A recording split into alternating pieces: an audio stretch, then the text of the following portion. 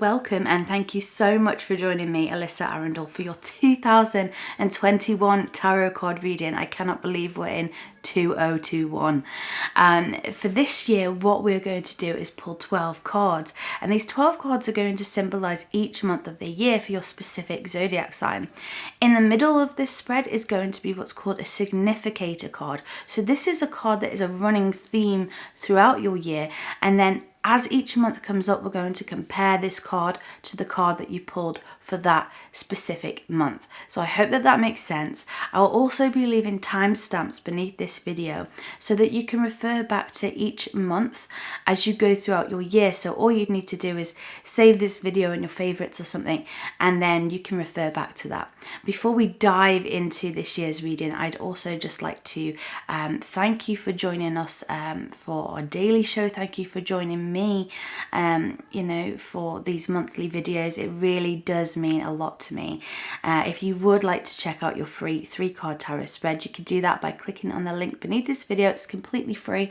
And if you would like to reach out to myself for a live one-to-one consultation, I'd be more than happy to work with you and to serve you in whatever way I can. But without further ado, let's get into this year's reading. Hello fellow Sagittarians, and welcome to your yearly 2020 tarot card reading. Right, let's see what this year holds for us then. So the first card that we're going to pull is the significator card. So this is a card that is going to have a running theme for you throughout the year. So this card is the High Priestess.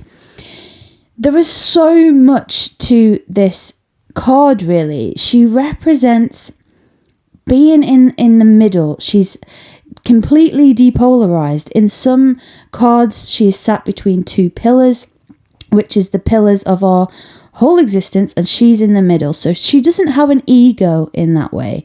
She's also full of knowledge. She holds this book here, and she knows the answer to pretty much any question. So she's very mystical.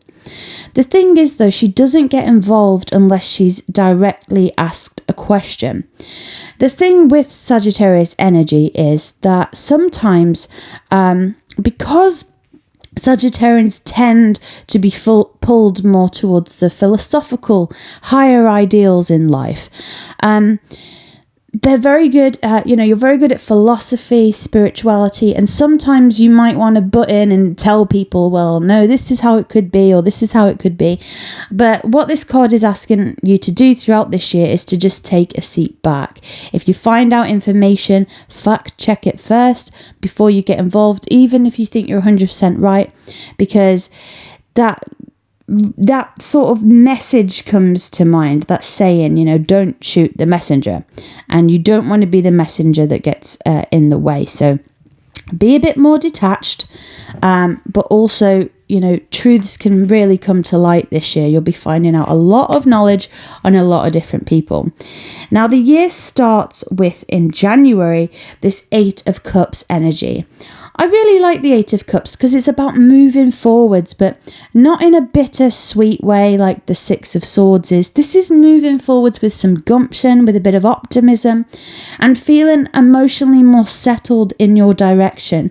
So if it has been a crazy few months of last year, just know in January, I feel that you're going to feel like you're making a lot more progress, and you're going into the year with just knowing that you're headed in the right direction. It might not all be planned out. You might not have the complete end in sight, but there's definitely not anything in January, in terms of this card that suggests anything gripey or nasty. I think things are just going to flow a bit more fluidly for you in January. So as we move into February, it gets a little bit more tricky, because we have the 9 of Swords. The 9 of Swords represents anxiety, sleepless nights, insomnia, nightmares, and it can even indicate depression. So if we think about crazy few months of last year, January you're feeling optimistic, and then February comes in and you might lose a bit of that willpower and optimism that was getting you through the first month of the year. Bear in mind that the tarot cards represent where we're moving to on our journey, but we have to pay attention to everything that's going on outside of this spread, which is global influences, politics, health, all of those things. And on a smaller micro influence, this is family or inner world. So, you know, if you are somebody who is prone to perhaps low moods or anxiety, this could be something that is highlighted in February. But please do not fear, because the significator card here is the High Priestess. So I really do feel that you'll get to the root of this problem. You may need some help, whether that's through medication, I mean, I'm not a physician, or through some kind of therapy, could really help you in the month of February. Now, as we move into March, Sagittarius, it's looking like it's settled a bit. So February is a bit of a write-off month. March is all about your family and your home. The Four of Wands is about our environment, where we live. It's the foundations and the structures of life. So you could see some kind of new arrival come into your family, either through a marriage or a birth, or maybe even a conception. Or you could just be feeling like you've got your family around you. This might not be your blood family. This could be people that you've chosen to be in your life. You have a support network around you. So February's been difficult. I do feel that you'll find people you can lean on in March. Also, for some of you, you could very well be moving home or settling into a new area. Now, as we move into April, you have the Knight of Cups. The Knight of Cups is about messages. Knights are always about messages, and cups are about our emotions.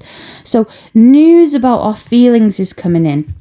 I do feel for those of you that are single, this month is a month that you could potentially meet a new suitor. So that April time. It's not that this person's a liar. I don't want to say that, but sometimes knights or pages of this suit can overpromise and underdeliver a little bit, and I don't think they're doing that in any way to deceive you. It's just that they want to really make a good impression on you. Similarly, if you are an employer and you're looking to hire somebody, just be careful of what people are saying their talents are, because they might just really want the job, and they may well be great at that job. You just have to decipher what is the truth. But messages about your emotional well-being are being discussed, and I do feel like there is a brightness, there's momentum, there's movement within your emotional spiritual self. So things are starting to really settle for you in that plane in April. Then as you move into May, you have the Eight of Pentacles. You're becoming a real expert in some kind of area, but you're not stopping your quest for knowledge. Sagittarius, you will always have a quest for knowledge, a thirst for it. Like we said earlier, it's typical within philosophical, spiritual realms, but it could be to do with anything. So if you're an engineer or a teacher or a healthcare professional, or you're in retail, you may well be learning more and more about your business in that way. This is also about your spiritual and self-development. So I definitely think as well that May time is a great idea to take any courses. They may have to be online courses, because we still don't know the current effects of COVID-19, whether you can go to a physical place of education. But I definitely see you doing something to either boost your self-development or your career. Now, as we move into June, Sagittarius, June brings us the Seven of Swords. Have to be a little bit careful with this card, because it is a card of theft. So this could be in a literal sense that someone steals money or a personal belonging from you. It could mean that somebody steals your ideas, or somebody's trying to steal your energy. Is there a friend or family member in your life who leans on you for support, yet when you need some support, perhaps, and I've got to be honest, especially within February with your mental health, maybe they weren't there for you in the way that you wanted. In June, you're really considering and deciphering who is in your inner circle. If we compare this back to the High Priestess, she's really been current throughout this spread, especially when it comes to the knowledge of May. And now in June, she's revealing some secrets.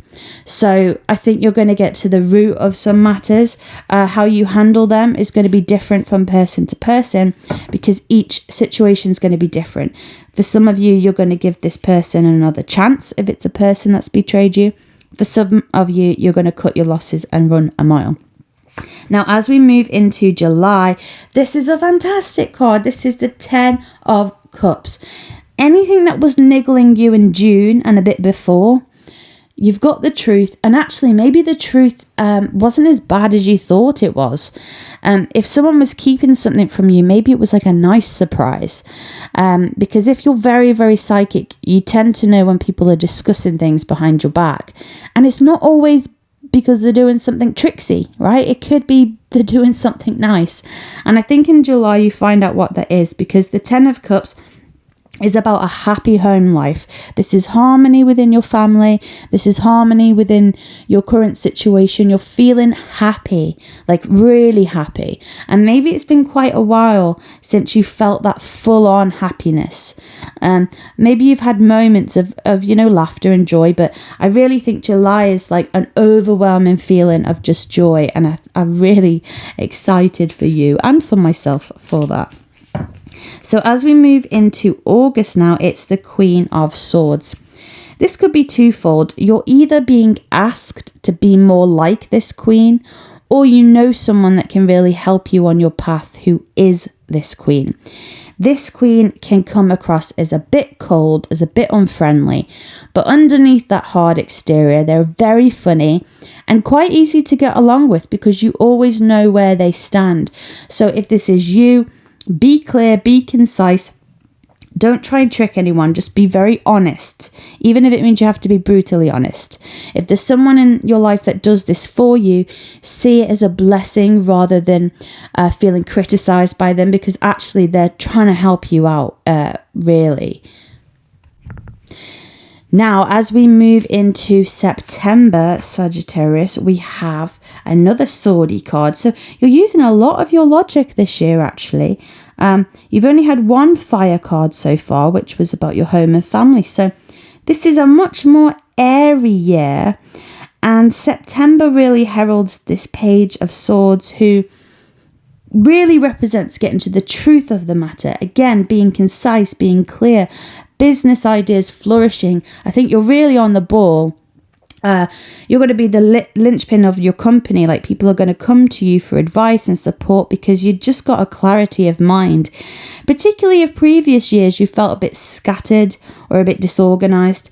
This year you're really coming into your own in a maturity, nothing to do with age. This is a maturity of a different level that your soul is moving into. It also may be in September that a youth that you know comes to you for some support. Because you have, again, the significator here of the High Priestess. Say a youth comes to you with a secret. I think you need to weigh up whether you tell someone about this. It could put you in a tricky position. Again, it's going to be different from person to person. But what I will say is, and I said this for another sign as well, sometimes it's better to say something and be the one who looks like you're in the wrong, rather than to keep something a secret and then it comes out in the end and then people say, well, why didn't you say anything? So this youth who needs your help, just decipher how you're going to help them. Because if they're in any danger at all, of course, you may need to break that confidence. But if it's something that isn't, dangerous like that, maybe you should keep their confidence. So use a bit of discernment. Now, as we move into October, another sword, this is the Six of Swords. So this indicates moving on from a difficult situation. It's funny how you started off the year with the Eight of Cups, and we said that this didn't have a bittersweet energy to it. It's moving forwards with optimism. And then you come around to October, you're moving through something else, except you don't quite have that optimism. There's a bit of sadness from whatever you're moving on from. But the key words in that sentence are moving on. So there's definitely a change in your energy. You just might be holding on to the past a little bit in October, but it's okay to do that, and it's okay to grieve. Now, as we come to November, you are the Fool. And I mean that with no disrespect. The Fool is starting a brand new adventure. He has this dog at his feet, or, at his sort of gluteus maximus here, just saying to him, be careful, what are you doing, be safe, stick to the road. And the Fool is like, no, do you know, I'm going to go my own way, and I'm going to test my limits, and I'm going to see what I can do, and I'm going to push myself out of my comfort zone. Even though I may end up looking like a fool, I'm going to try. So this is brilliant, because this is your energy. It's happy-go-lucky. It's that typical Sagittarius energy where it's like, get stuck in, roll your sleeves up, have a go.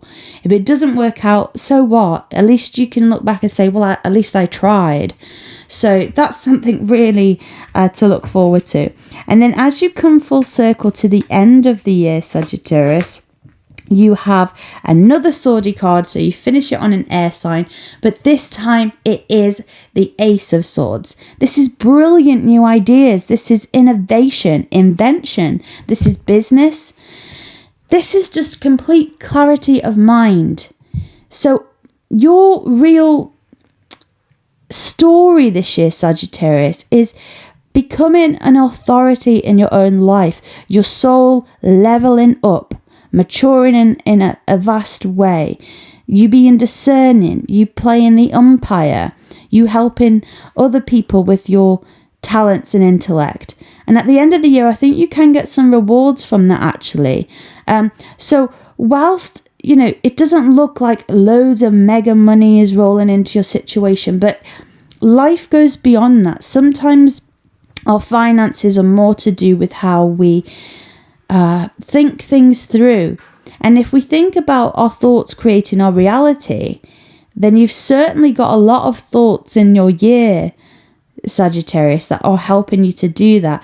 Apart from February, which was that, your thoughts were more anxious, every other thought that you're having this year, even though this might be difficult with this theft card, it's actually bringing you closer to really getting a grasp on what you want from your life. So actually, I think this is a year of huge opportunity and massive change.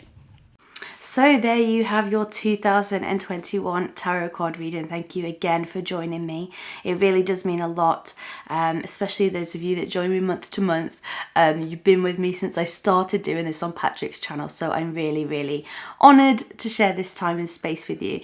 If you haven't checked out our daily show, I'd really love you to come along for that ride as well, because it's so much fun and we love being with you every single day. And it's just an honour to have that, really.